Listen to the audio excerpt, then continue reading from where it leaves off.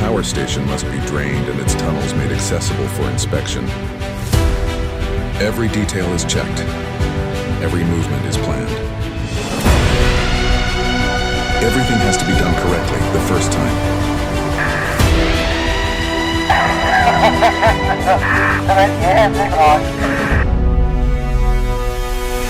In hydropower and critical infrastructure, experience is more than an advantage. It is what creates confidence when conditions are demanding